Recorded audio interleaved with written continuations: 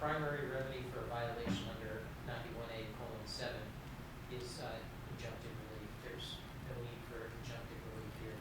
The town and the select board have already thoroughly addressed the issue of the audibility of the select board meetings. In terms of additional remedies under 91A:8, again, the town and the select board have already thoroughly addressed those issues. So the town's position is no further remedy there is warranted. The other live claim issue that's before the court is from Mr. Abelhaus, amendment to his pleading, where he's seeking the relief of having the court, I'll just read it.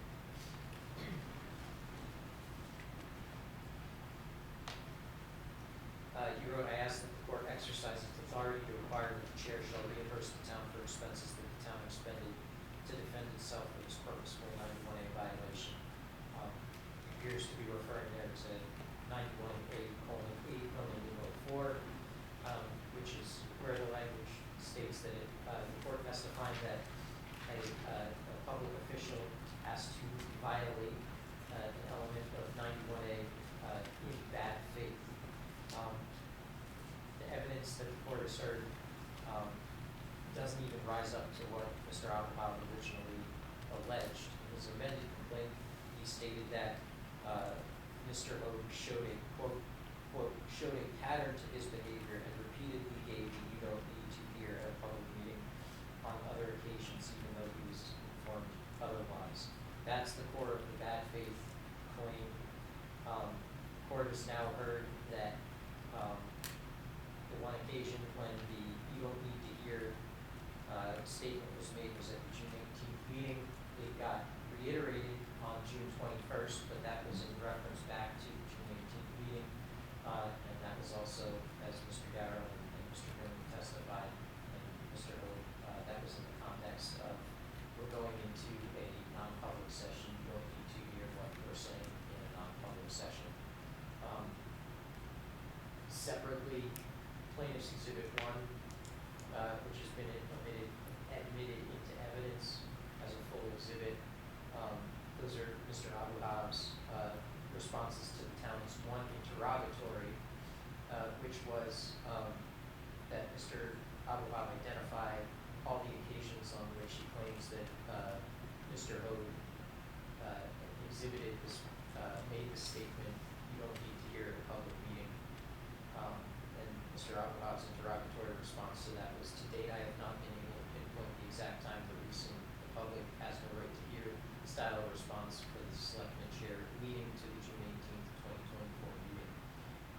So there's no evidence in the record that Mr. Hogue made that statement at any point prior to June 18th. Therefore, it appears it was a one-time statement, and the court has a clear explanation for why that statement was made, given the long day and the heat and the agitation that Mr. Hogue was experiencing, and Mr. Hogue has already apologized for that. Therefore, there's no basis to find bad faith on Mr. Hogue's part, and no basis to grant the further relief requested by Mr. Abelhaus. Okay. Thank you, Your Honor. Thank you. Mr. O'Malley?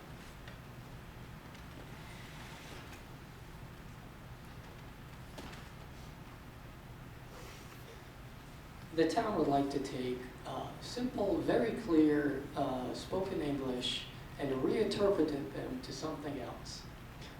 When someone hears good you don't need to hear, it's very clear what it means. Not once, not twice, it was made several times.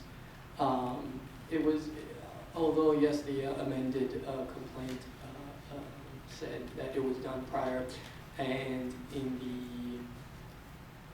interrogatories, I did say when I say I was unable to pinpoint, is the fact that Mr. Decker asked for a video evidence of it. There have been many video as some of the board members actually testified, there have been times before where people have said, we can't hear. So that is something that the members of the board themselves have reinforced. Later, the next few sentences to what Mr. Decker just read from is the exchange of June 21st, where, and I'll quote, Leaf, no, our town public meetings are not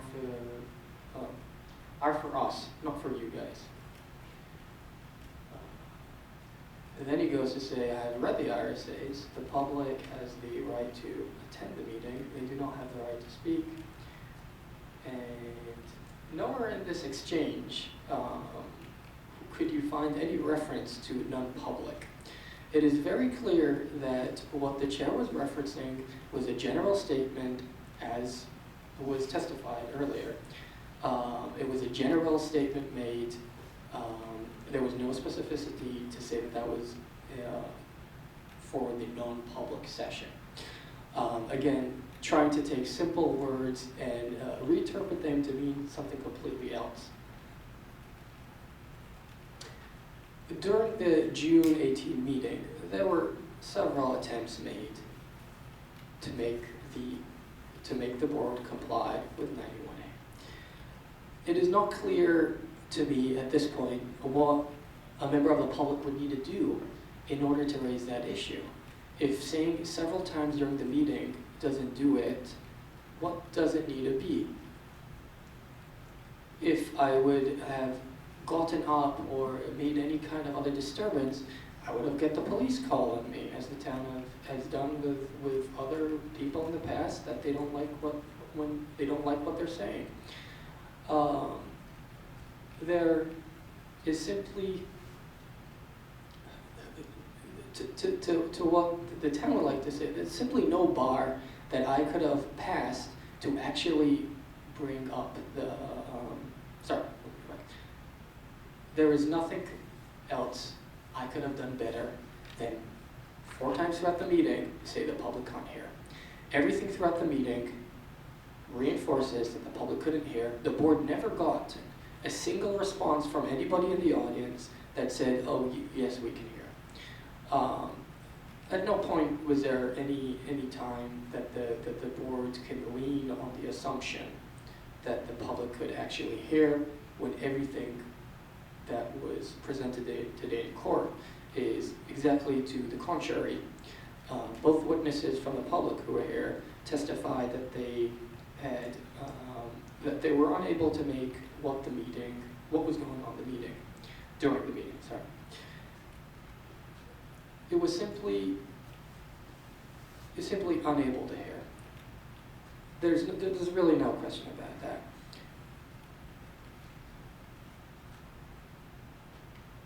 Now, regarding the claim that the town took any actions after that meeting to make it better, I find no substance to that. At the next meeting on June 21st, even though there was an opportunity to it, no apology was made then. The chair doubled down again with, you don't need to hear it, the meetings are for us, pointing at the selectmen. The public is just a nuisance in this area. It'd be much better if nobody would be here.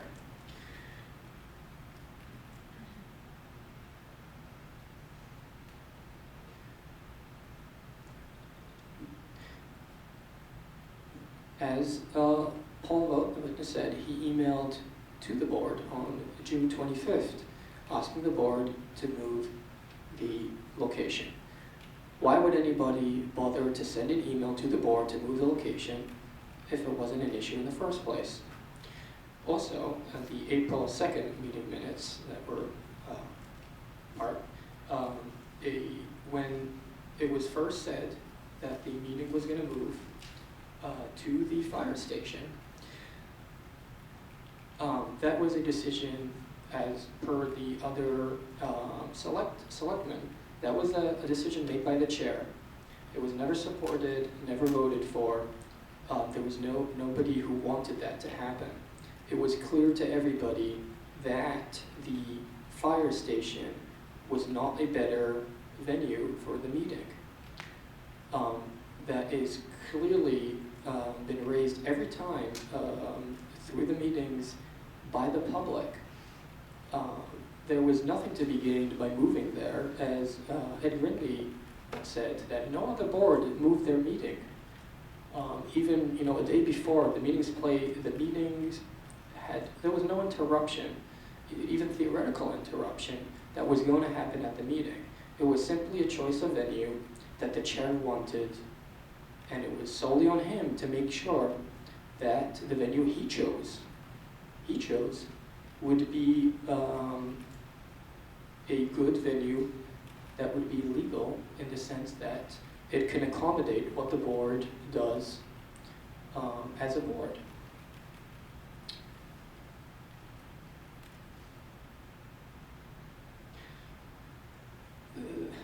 Also, it's been said that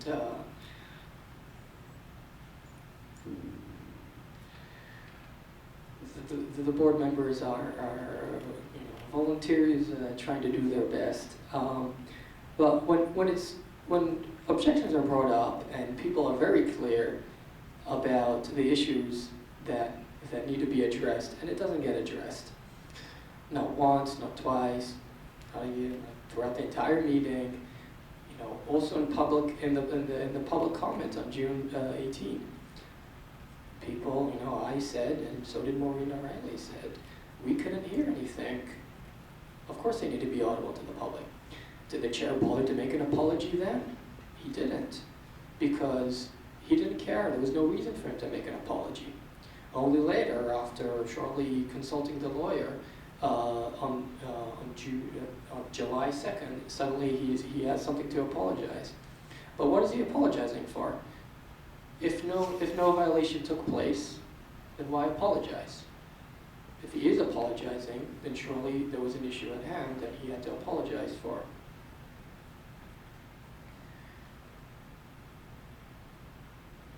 In this case, as I said earlier, the language used is very clear. Good, you don't need to hear. That we're not, nobody took that as a joke. That's not funny to anybody. There's no other way that statement could be interpreted.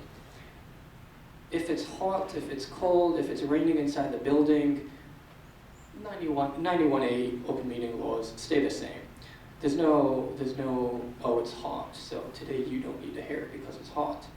It is still the board's responsibility, in this case the chair's, to have the venue as it should be, make sure that everybody can hear.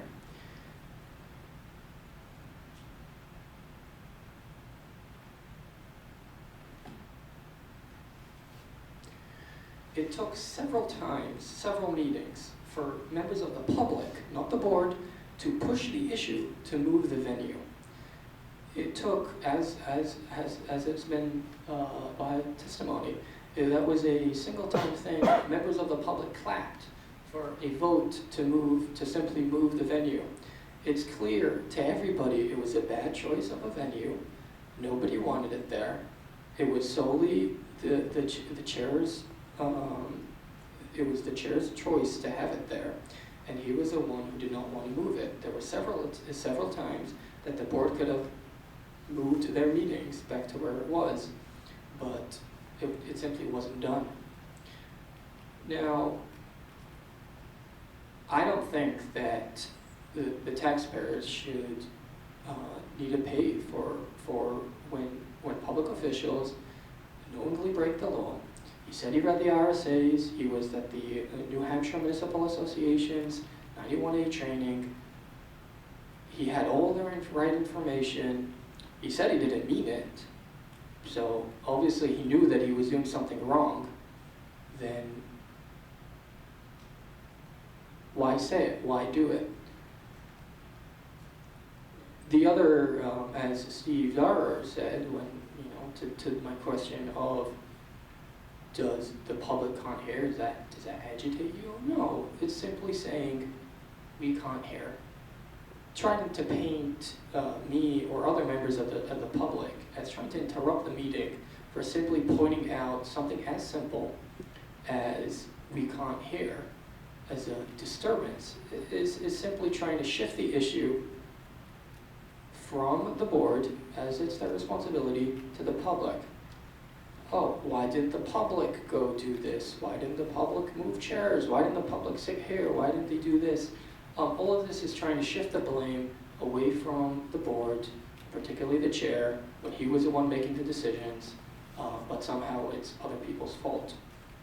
I do not think that, in this case, I do think that it is clear that this was solely a push from the chair, because he honestly just doesn't care if what the public can hear or can't hear. Other people have, at their own expensive time, spent a lot of time videotaping meetings that the town will do themselves and uploading so the public could see what's going on and stay involved. To that, and to members of the audience, members of the public in the audience, the chair has repeatedly been rude, cut off people speaking, just a general behavior that doesn't reflect that he cares at all of what the public, what's the public engagement.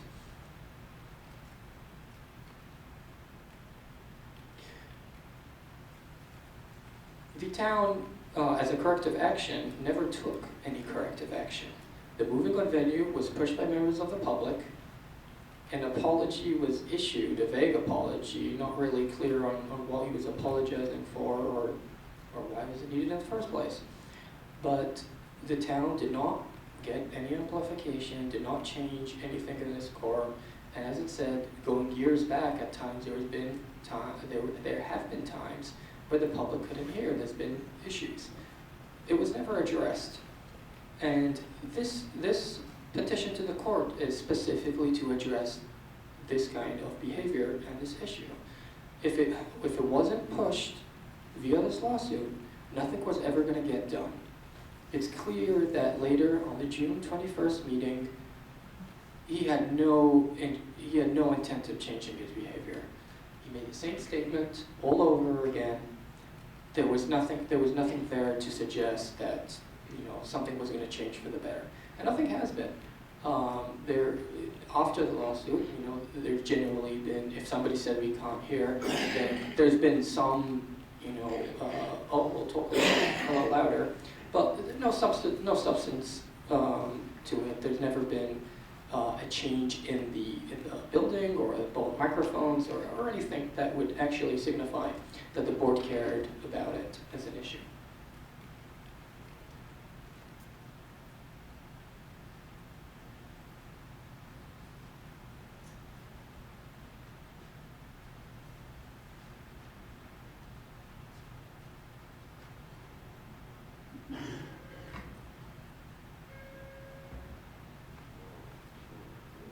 Anything further? Yes, it was also said by the chair that he was just trying to get through the meeting. Nothing around, no other statements enforce that kind of statement. He stuck around after the meeting, chatting with people. As Ed Greenlee testified, there was nothing, that meeting was ordinary, just as any other. There was nowhere he was trying to get to or anything to do better. It was just simply, you don't need to hear. Good. That's all it is. It's simple, it's clear, and to try to interpret it as anything else is just being dishonest. And yeah, I do think that the chair should, the board should be found in violation. It clearly was a violation.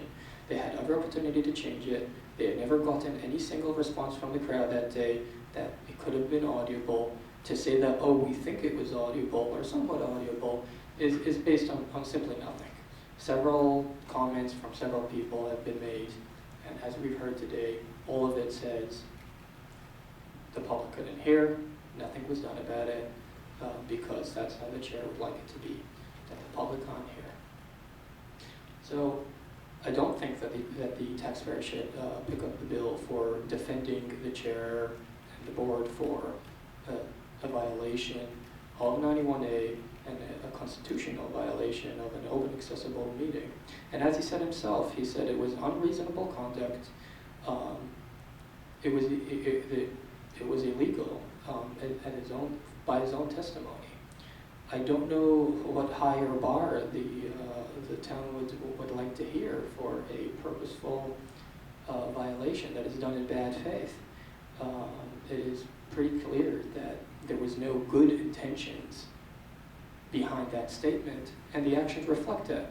The meeting stayed unaudible as it was because true to the statement of good you don't need to hear. By doing so, he violated the Constitution, 91A, and his oath of office. All are very clear on his responsibilities, and he just did not uphold them that day. That's all. Okay, thank you.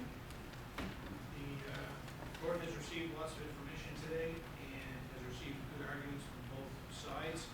I do think that the presentation of evidence was fairly orderly. I will take all these matters into consideration. I will not be issuing a decision today. I want to make sure that I review the evidence that's been submitted. I want to make sure that I reflect on the issues presented so that I'm not reacting in a hastily manner. And I will get in a written narrative thereof as soon as I can to address the issues. And I guess that will conclude the matter for today. Okay. Thank you, Mr. Avalon. Thank you. Thank you.